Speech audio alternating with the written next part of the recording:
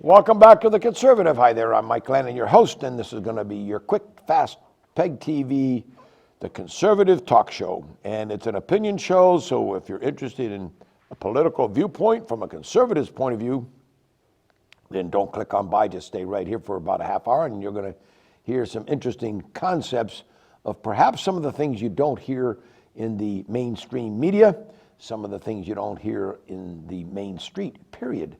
The first thing I want to talk about today is very quickly the political climate in the United States right now. If you look at the polls, 61% of all Americans think they are better off than they were 4 years ago as we come to 250 less days to the election.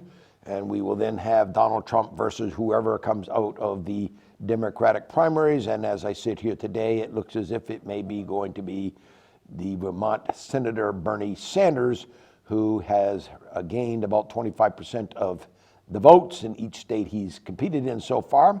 We'll see what happens when I come back here in about 2 weeks and Super Tuesday has come and gone. But as it comes right now, it looks like it's going to be Bernie. And then that, if he does become the nomination of the Democratic Party, that should be very interesting because there are an awful lot of Democrats out there that do not want a Democratic socialist, because a democratic socialist means a socialist, and a socialist means that government led by that executive who believes that the government should take over the major programs of the country. And of course, the next step beyond socialism is communism, where the government truly is the leading executive branch, the leading legislative branch, and the leading judiciary branch of a government, and you really do not have any say when it comes to the major tenets that allow people to have any form of society. And so in communism, the education program, the religious program, the press, the laws, rules, regulations, policies, and procedures are all set by the government, and you toe the mark and you obey those rules, regulations, policies, and procedures, or you go to jail, or you go to re-education camps, or you, one way or the other, find yourself in deep trouble with the government. That's the far left side of things. Will we go down that road? Well, Nikita Khrushchev back in the 1960s said that he had already planted that seed in America and that it would come to fruition. And of course, in the educational world, we had a gentleman who's revered by educators, forced to continue to be studied by educators, by the name of John Dewey. And Dewey was a communist, and he was a card-carrying member of the Communist Party. And he believed that government should be involved with public education, and that education should be centralized and taken away from the local governments.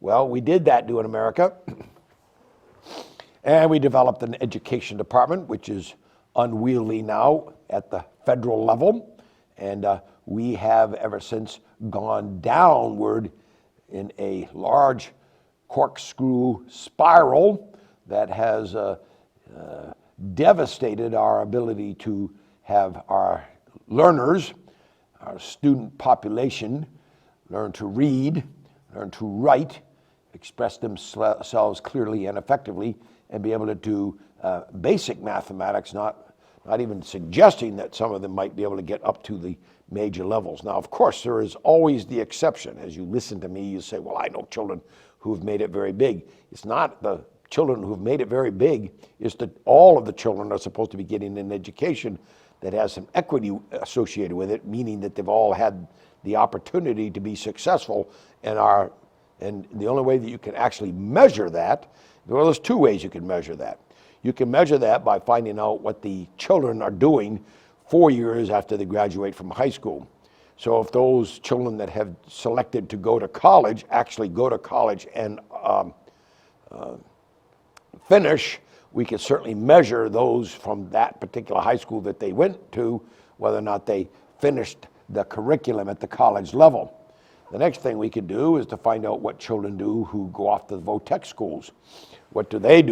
Do they go off to VOTEC and become the certified electrician, the certified engineer, the certified plumber, the certified whatever it is that they have selected and chosen to become, do they actually become apprentices and actually survive the apprentice program and the educational, technical educational program and make it? We don't have any of that measure. As far as I know, there's no state in no community in Vermont that's measuring that, but that would be a true measure. The second method in which we have to measure how well education is doing under a government umbrella is to test. So we test children, and we are now 37th in the world in math. We are less than that in reading and writing, and that has been in decline now for nearly 40 years. So every 10 years that we do the bigger test to see where we stand up against the rest of the world, we are not doing well. There is one element in American society that has not been thwarted yet, although it is being tamped down considerably by rules and regulations, policies and procedures, and big brother government looking over the innovator, the inventor, the entrepreneur. Those folks are getting to become more and more scarce in America. But that is one source of individualism that has brought America forward many, many years.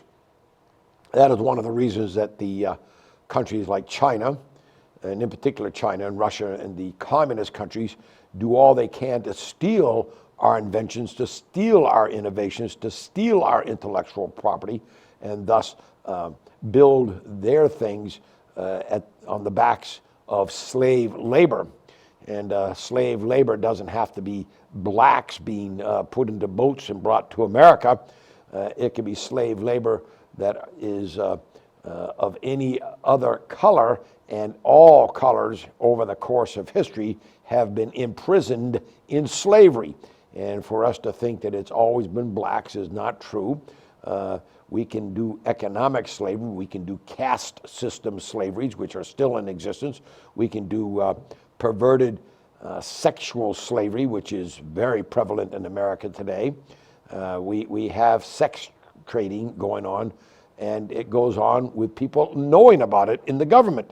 As a matter of fact, it appears, based on some of the news reports, that there are high-ranking government officials who have actually been involved in the participation of the sex slave trade. Well, the sex slave trade is no different than the slave trade that captured black men and women and children from Africa in the 1400s and the 1500s and the 1600s and 1700s, all the way up to the 1850s and so, before the Emancipation Proclamation was declared by President Lincoln. We had slavery. And it hasn't always been a pure slavery system. In other words, all blacks were oppressed. No, that's not quite true either, because there was a tremendous number of black men who fought in the American Revolution, both in the South and in the North. And as a matter of fact, if you read carefully American history, we realize that one of the first men killed in the start of the American Revolution at the Boston Massacre was a black man shot in the back by a British redcoat. People don't want to teach you that kind of history, but that's the way it is. And after the Emancipation Proclamation and blacks went forward, we definitely had a great amount of freedom for all in America. Not perfect. I mean, all through that time, women were still being oppressed and not allowed to vote. And even to this day, women are oppressed in sports. Women are oppressed in other industries, and we hear about it all the time. And I'll tell you where people don't realize where it's being, because you don't hear about it in the press. Women are subjugated to a lesser role in the world of mathematics and science at the university level. And you can read about that if you go and you really study the research that's done, but there are many women who are told that they are never going to be good mathematicians, and therefore, because they have a fixed mindset, they give up on it, because some male somewhere along the line says that they can't do it, and they believe that stuff. And then, of course, we have in the sciences also, and it's like, that's baloney, because there's no difference between a good thinking and reasoning female than there is a good thinking or reasoning male. It's just baloney. And so from a conservative's point of view, when I listen to the Democratic side, the left saying hypocritically some of the things that they talk about, especially in the world of the university college education programs, I don't see anybody standing up and saying, hey, there's slavery. I don't see anybody standing up and yelling and screaming about Epstein and the guy that was the billionaire that was involved with the large-scale sex trade worldwide, that hung himself in a New York City police station, allegedly, associated with Bill Clinton, associated with Prince Andrew, and others worldwide. That's been very nicely suppressed, not presented by the press in its full detail. A disgusting slave trade. You don't hear about it. So obviously those kinds of things are going on in America still today, and everybody doesn't stand up and scream and yell about it. So we could talk about that for a half hour easily, and most people would say, oh my God, I can't believe that all that's happening. And as I've said many, many times on this show, when I speak over the cameras and the airwaves, you have to discern. You have to go forward from this conversation and look these things up yourself and look at all views. You have to look at the right view, which is, you can look at the view that I have and go as far right as you'd like, with absolutely no government anarchy at its best, and see what that would look like. And then you can come to the middle, where I'd like to come with other people from the left and govern from the middle, where we can have some compromise, where we can actually pay attention to the intention at the table, build some shared meaning, literally have a skillful discussion and not throw a directed discussion. The picture of a directed discussion is somebody taking a spear and chucking it through your heart. But have a skillful discussion, a dialogue of some sort, and maybe even walk away from the table having what I like to call a metalogue, which is the ability to move in unison. But that's far from what's going to happen in politics over the next 4 years, that's for sure, over the next 250 days, until we get the next president of the United States elected, who at this point, whether anybody likes it or not, is going to be Donald Trump. There's no way that Mr. Trump, at this point in time, with 250 days to go until the election, is going to be defeated by anybody that the Democrats on the left have begun to select. There's no way that Bernie is going to win the majority, although never say never, because who would have ever thought that Donald Trump was going to win? But Donald Trump has a way to communicate with the average American male, the average American female, and the average American. They know what he's saying is a lot of the times the very things that they're saying at their supper table, the very things that they're saying in their cars when they're riding to work, the very same things that they're saying when they're at parties. They're not at the elite tables, where most of us are never invited and the elites never go to. The elites have no clue. Political elite are people that all gather around and kumbaya and always talk about the fact that they're the greatest thing since sliced bread, and we at the bottom of all of this, anything that's not at the party, is deplorable. Mike Bloomberg, for instance, has just now been caught somewhere along the line having said that farmers were not smart people, and that folks that built things like GE's airplane engines were not very intelligent either.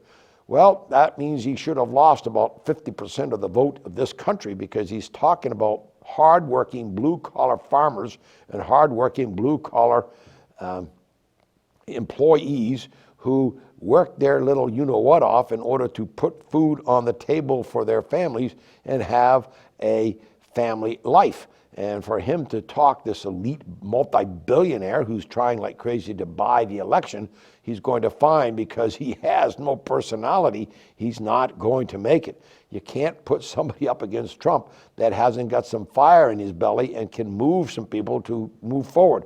Well, the only person that I know right now that has some fire in his belly and possibly can move a group of people is Bernie. I mean, if you look out over the entire landscape of the Democratic nominees or expectant nominees, if you start at Joe Biden, for instance, Trump was right when he calls him Sleepy Joe. There's no way that people are going to vote for Joe Biden. I mean, he's really past his time. You can see it when he's speaking. There's no way that anybody's going to put him into the office against a Trump who has fire in his belly. It's like watching a tortoise and a hare in a race. And in this particular case, the hare is going to win because we want the hare to cross the line. Not looking for the slow and steady. We're looking for the guy that's going to make things happen. And so if you look at Biden, I don't think he's got a chance. Elizabeth Warren is failing in the polls as I sit here today, and I don't think she's going to do very much more. I think she's going to be dropping out of the race, primarily because people recognize the fact that she's phony.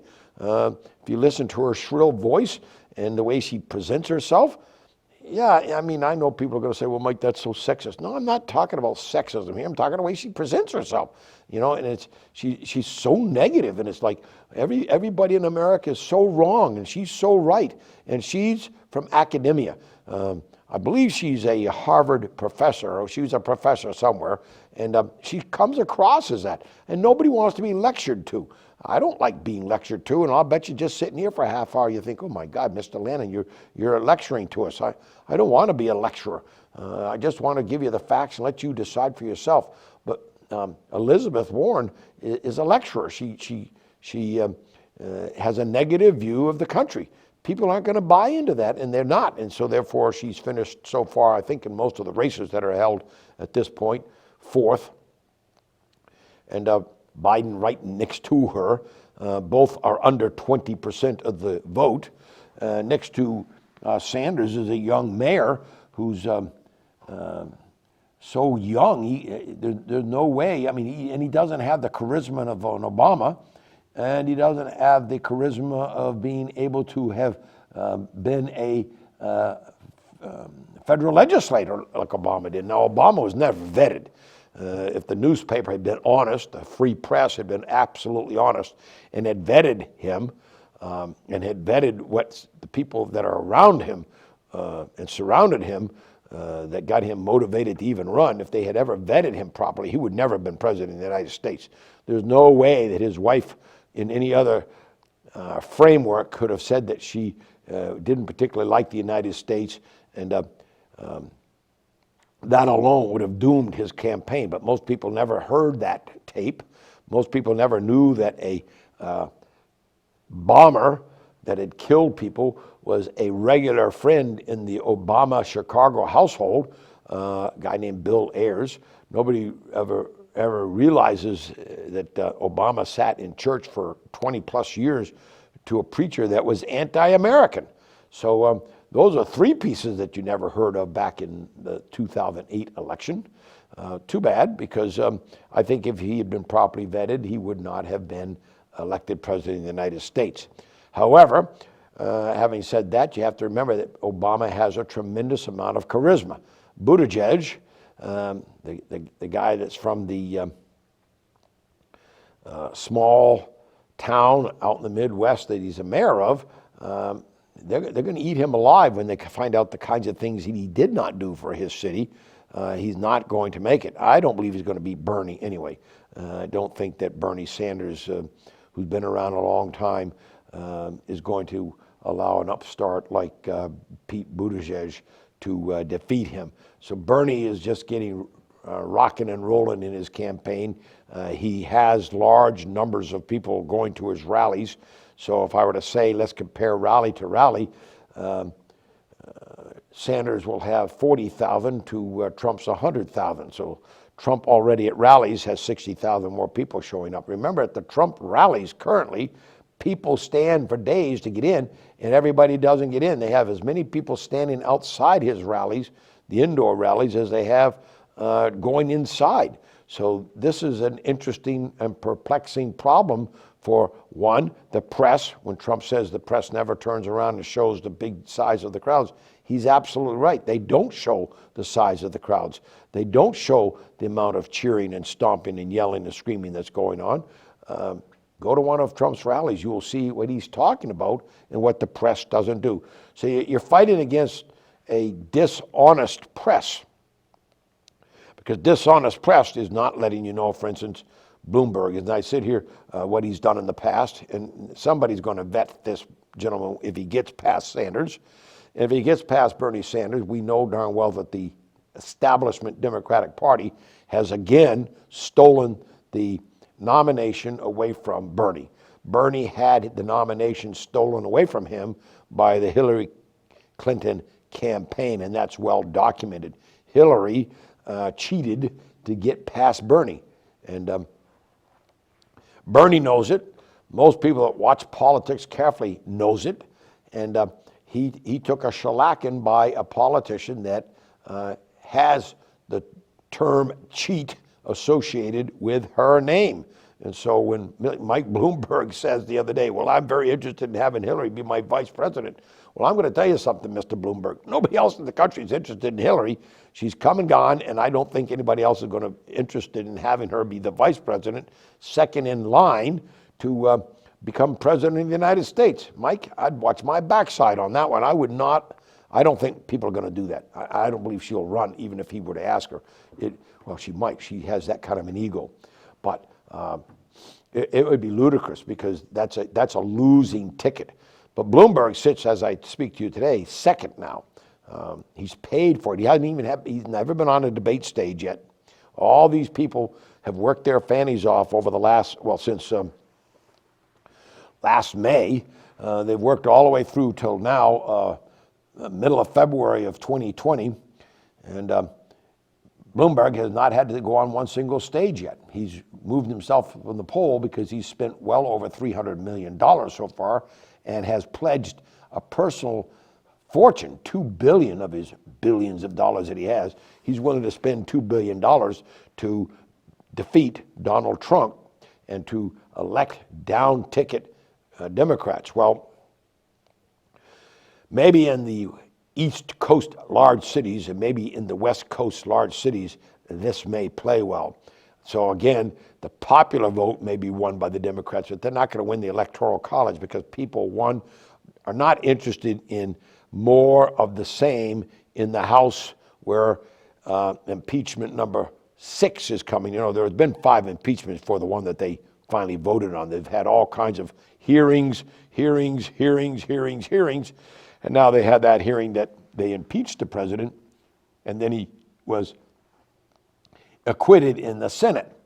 And all political. Every bit of that thing was nasty, nasty politics all the way down the line. I'd be shocked if the Americans are going to put the Democrats back in the House, because if they do, they stop the progress that the American people are looking for in America right now. So the chances are very good that the wall is fought tooth and nail, and most Americans would agree that we have an egregious immigration policy. Here we have an immigration policy that was voted on by the Democrats, starting with Bill Clinton, put together again by Barack Obama, and now is being badmouthed by the Democrats. How hypocritical is that? So Trump gets blamed for what Clinton and Obama put together. And then the Dems come back around, and they're trying to say, Obama has just said it just recently, is that the economy is so good because of what he did. No, it's not. This is the same president of the United States who said that manufacturing was never going to come back to the United States, that we were going to have to settle for 5% unemployment, we were going to have to do this and that and the other thing. He had no positive input on making America great again. Let me tell you something. Most Americans are very competitive. Most true patriotic Americans want America to be successful. And this is exactly what Obama was saying when he said he was going to transform America. He wasn't going to transform it, ladies and gentlemen, for the better, and he didn't.